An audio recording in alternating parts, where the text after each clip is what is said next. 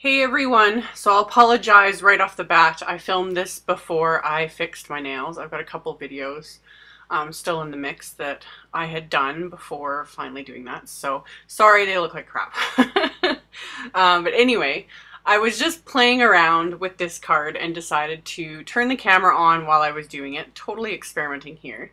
I just started with a piece of cream colored cardstock and I was just blending different distress inks onto it. So I'd started with Vintage Photo, and people have been asking me what I think about the new little mini ink blending tools. I love them. I think they work better once you've used them a bit more and they've kind of had a chance to absorb more ink.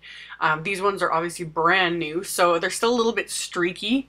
If you really work at getting kind of the ink into them, they work even better. I was happy with it, but I've noticed it's like, oh, they'll work a little bit better the longer I use them. Yeah, so I had started with the Vintage Photo and then I blended on some gathered twigs, and then I grabbed this Tim Holtz wood grain stencil and I'm blending some, yeah, I used old paper and Vintage Photo first, and then I'm using gathered twigs here. And I didn't bother taping the stencil down because I knew I was going to move it, so I'm just holding it down with my fingers. And with stencil like this, it works better to kind of go with the direction of the stencil, basically go with the grain.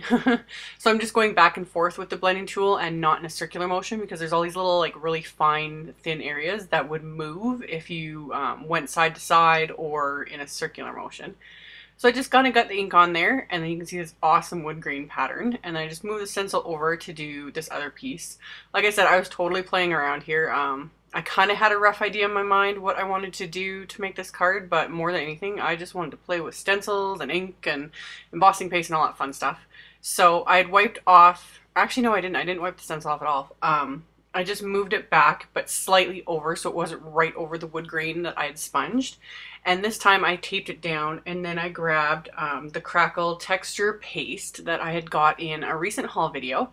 And again, I had people asking about it, and I was anxious to see how this was going to work. So I just picked it up with my little spatula, and I'm spreading it onto the stencil. And I did a pretty thin coat. I tried to scrape off any excess. I just had a feeling that it would dry faster and better if I did it thin. And I also knew, because I was using distress inks and this is like a liquid sort of medium, it would cause the ink to sort of smear.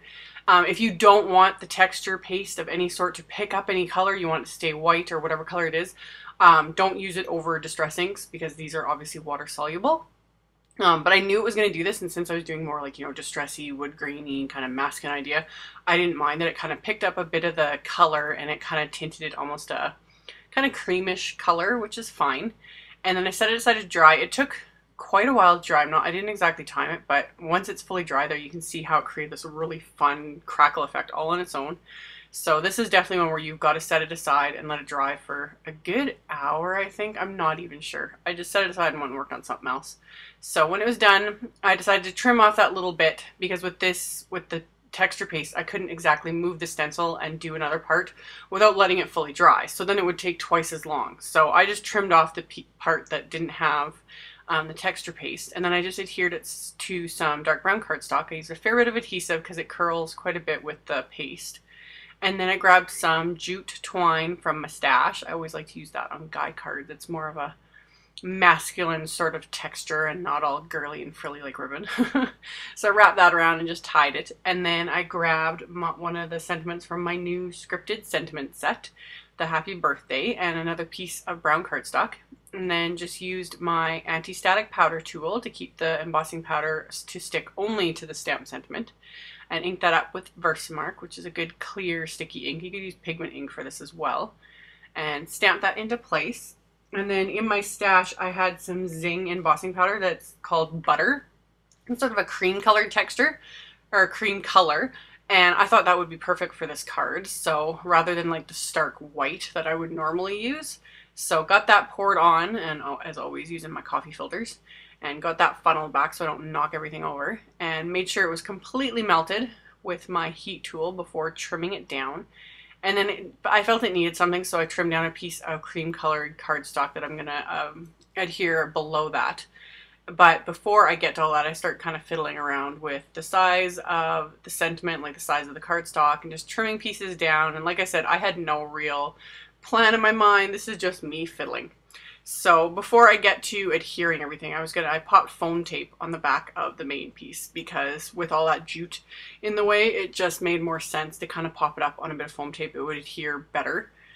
So before I had put that on the card though, I wanted to finish the inside and I wanted to stencil that. So I didn't want a bunch of bulk on the front of the card because it just makes it more difficult to like hold a stencil on it.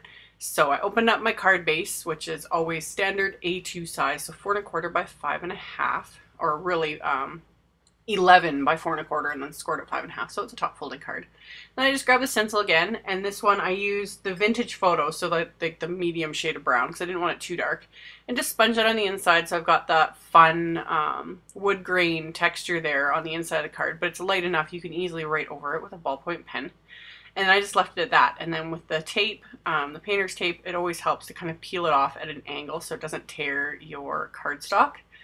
And then I'm going to adhere my main panel on with the foam tape.